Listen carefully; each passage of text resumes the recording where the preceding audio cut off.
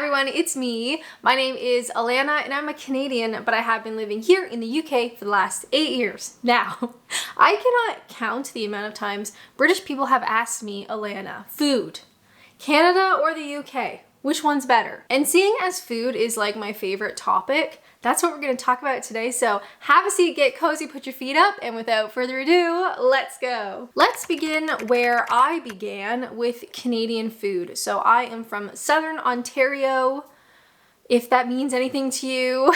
Kind of like near Toronto, but not really. Again, if that means anything to you. And when I was thinking, okay, Canadian food, what is that? What does that look like? If you simply Google Canadian food, let me tell you what comes up. First up, poutine.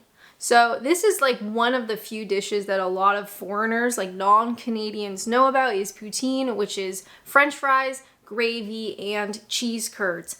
Personally, I don't really like it. It's one of those things that I will eat. Obviously, there's very few things that I would refuse to eat. I will eat poutine, but it's not something that I actually enjoy. It's not something that I had growing up as a kid.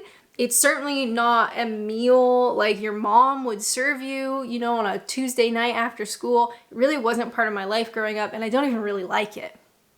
So we are off to a good start. Then we have bannock. I don't even know what that is. Apparently this is a flour and water combination bread that is fried over a fire that originated with indigenous people. Okay, fair, that's probably why I don't know it, because I am very obviously not indigenous. However, if you Google this bannock type bread, you will see that it is also very common in Scotland and other areas in the British Isles. So not really Canadian, is it? Moving right along, we have a Nova Scotia lobster roll. First up, I'm not from Nova Scotia, never been to Nova Scotia, and I'm allergic to lobster. Okay. Then we have the Montreal bagel. First up, everybody laughs when I say bagel. That is kind of how you say it in Southern Ontario. I don't know what to tell you, mate. Just how I say it, and I'm gonna say it a couple more times. So buckle up. So Montreal is a place in Quebec, which is a different province to me. It is a long way away. I have been to Montreal. I have had really fabulous bagels. Is it something that I had all the time growing up? No. I had like crappy fast food Tim Hortons bagels, which we will get to in a hot minute. But okay, Montreal bagel, great. Not from Quebec, but sure. Next up, we have pea meal bacon. So, okay, bacon, great. Not my preferred form of bacon, if I'm gonna be completely honest. If I'm gonna have bacon, if I ever had bacon growing up as a kid, maybe my dad was doing like a breakfast for us one Saturday morning, you know, some scrambled eggs, toast, and bacon. And by bacon, I mean streaky bacon, not pea meal bacon. I can't even list the amount of times, maybe on one hand, that I've had pea meal bacon in my life. Moving right along. Next up on this list is Montreal smoked beef. Again, not from Montreal, not from Quebec. It is actually a very far way away from Southern Ontario, but okay, smoked meat, great. I'm sure it's wonderful. Certainly wasn't part of my childhood or growing up in Southern Ontario, unfortunately. Then is a Halifax donair. Okay, don't know what that is. Again, from Nova Scotia, Halifax, Nova Scotia. I'm not from there and I've never been there, but I Googled it and maybe you can guess what this is, but it is a version of a doner. I can't say that, really sorry, everybody's laughing. A kebab. Originating in Halifax. Yes, apparently it became popular in like the 1970s, especially out that way. Anybody had a Halifax donair before? Because I certainly haven't. And finally on this list of what is Canadian food, a French Canadian tourterie. What is it? It is a double crusted meat pie with pork, beef, onion, spice filling. Sounds great.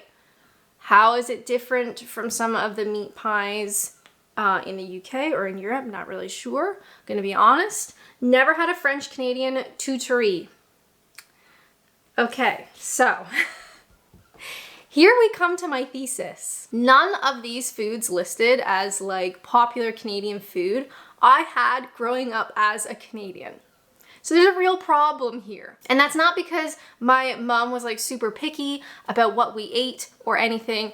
They just were not even in our surrounding focus. That doesn't really make sense. They weren't part of our reality at all. If you were to put a gun to my head and said, Alanna, tell me a traditional Canadian meal, you're gonna have to call up my mom and tell her that I love her because I would die.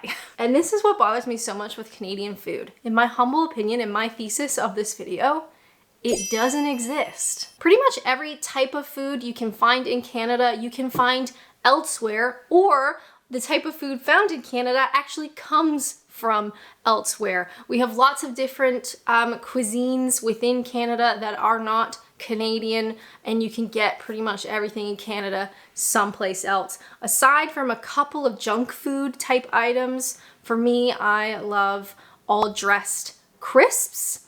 Canada, of course, all dressed chips. You can get that in the US, but it's a lot harder elsewhere, at least to get what a real all dressed flavor is. But that's junk food. That's not like a meal. So excluding some junk food, all of the food in Canada is not unique. And I think that sucks. When you think about Canadian food, you might think of like maple syrup, poutine, and those aren't even meals.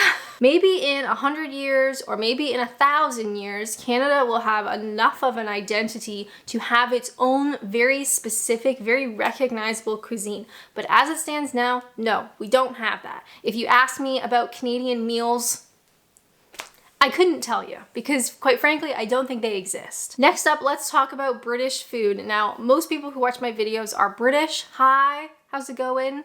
Doing well, I hope, staying cool. Wow, it's hot lately, eh? Now, whether you are British or not, have a think. What do you picture when you picture British food? Like a meal. What are you thinking about? When you Google British food, just simply British food, we get this list. A roast with all the trimmings, fish and chips, shepherd's pie, full English breakfast, bangers and mash, haggis, ploughman's lunch, Lancashire hot pot. These are all, in my opinion, in my unprofessional, literally who cares opinion, these are all really recognizable British dishes that make you think of the UK, that you can think of when you think of British food, and I've had all of them. I can't say that about that Canadian list, which is kind of messed up when you think about it. You hear bangers and mash, you hear fish and chips, or shepherd's pie, or steak and ale pie, and you think Britain. And I think that's awesome. And I'm definitely not jealous. The UK has a very recognizable, definable cuisine, right? You think toad in the hole, Britain. You think Victoria sponge cake, Scotch eggs, mince pies, Britain. Hey guys, I hope you are enjoying this video. Welcome to my desk. This is where I work, but also where I live stream. Now, I just wanted to let you know I am hosting a massive annual live stream party, okay? If that interests you, give me 5 seconds, maybe a little bit longer. I'm going to be live this Friday, the 23rd of August at 5 p.m. local time here in the UK, and I will live stream as long as the audience decides. So every time someone donates to the stream, it adds time to the counter and I keep streaming. Last summer, I live streamed for 3.5 days. It was unbelievable. But I've got loads of costumes and challenges and games and disgusting stuff that I have to taste test. I've got all that planned. So if that is something that interests you, please come join us on twitch.tv/Adventures and Apps starting this Friday night at 5 p.m. You do not need to be a Twitch subscriber to join. I am just live. Anybody can join in. When you subscribe on Twitch, you get extra perks, but it's not necessary. So if you're curious and you just want to pop over, you want to be part of the online community, live streaming community, it's a wonderful place and it's a wonderful group of people. Anyway, I'm really excited and I hope to see you there. Anyway, that was it. Friday the 23rd, 5 p.m. starting time. We do not know the finishing time, but I hope you come and join us and have fun and meet everybody, and that was it. hope you're liking this video. Let's get back to it. And I also love that so many of the British food items that are consumed today, that are still like pretty popular, are actually wildly historical. And as part of this YouTube channel, I've been trying to explore what it means to be British, you know, what my life as a foreigner here is like over the last 8 years. But within that, I've cooked a lot and I've taste tested a lot, and it is so fun to try something British, historically British, that was created hundreds of years ago, really. So I did a bit of a Google, spotted dick. First off, hilarious. Second off, I did make this on the channel. From what I could see, this comes to us from around 1849, and people still consume it. Wild. We also have a Victoria sponge, or Victoria sponge cake, named after Queen Victoria, obviously. I couldn't find a specific date on when this was actually like created, but if you think she was in power, 1837 to 1901, sometime in there. And I think a Victoria sponge is like one of the most popular dessert items available. You go to any cafe, any tea house or whatever, and you know, you see all the sweets and all the treats and stuff, and there will always be a Victoria sponge. And actually, I think I made one. I want to say either on Patreon or for a Patreon live stream. I made my own. Delicious. Next up, how about toad in the hole? I made this one as well. When do you think that was sort of like first introduced, roughly? Right? Give me a rough idea. Did you say 1762? And what about this? Now, unfortunately, haggis is not a lot to look at. I did actually taste test haggis again. I think this was a Patreon video years ago. I actually really liked it. It's got a lot of flavor. I'm very much a savory person, so it suited me just fine. But when do you think this sort of came about? When was this sort of introduced? I found that the first known written recipe for a dish called haggis was in a cookbook from around 1430 in Lancashire, England. 1430. And people still eat it. Another video I did was bread sauce. So this is not something that I currently have with our Christmas meal, just because, you know, it's the two of us and we've got a lot to make as it is. But bread sauce is somewhat common, I would say, around Christmas time. You might have it with your family meal. That was created around the Middle Ages, and people are still eating it, which is just very difficult to comprehend. Now, I know I just ranted about Canadian food, but what about some of the best Canadian food? Just to be fair, right? So what is my favorite Canadian food? That's a good question. For me, a lot of Canadian food is really just what I have when I go back to Canada to visit my family. So in particular, I love to barbecue. We don't have a barbecue here. I don't think I've ever actually had a barbecue in the UK. Maybe in the next move, we'll get a back garden, have a barbecue and whatever. But when I go back home, we barbecue almost everything. So like hot dogs, burgers, any like chicken that we're gonna eat, I like doing it on the barbecue. It's such a treat because I can't do it here. We'll have pastas and homemade pizza and chicken salad and souvlaki and ramen. Any of those sounding particularly Canadian? I guess one good thing about food in Canada is that you have access to pretty much everything. So if you like a particular cuisine, you like Japanese food or Indian food or American food, like all of that is available. You can get that in Canada. You just can't really get what one would describe as solely Canadian food. Now on the flip side, what about best British food? So for me personally, savory. Savory is king. I will eat pretty much anything savory except Marmite. I'm sorry, I've tried. But I would happily eat any of the British food mentioned in this video. Anything savory, shepherd's pie, steak and ale pie, fish and chips, bangers and mash, full English, roast, any of that. Toad in the hole, I'd be very happy. You do need to balance it out though. I do find that a lot of historical, traditional, classic British meals are very heavy, very like meat and carb base, which is my favorite, but you know, you gotta throw in some vegetables, you know, throw in a salad every once in a while. I think haggis was one of the more surprising ones for me because of course it has a connotation of being gross. And I mean, if you think about it too long, it kind of is. But flavor-wise, I remember being really surprised. Again, savory, meaty, all that good stuff is great. I think if you were a vegetarian, would be difficult in the UK. Of course, more and more options are coming out. I know like Greg's does like vegetarian or even maybe even vegan sausage rolls, like stuff like that. It's becoming more popular. Of course, it's not like historically traditional, but if you were vegetarian or vegan, just more options. But I do think it would be a bit difficult here because like everything is meat, which I'm happy with.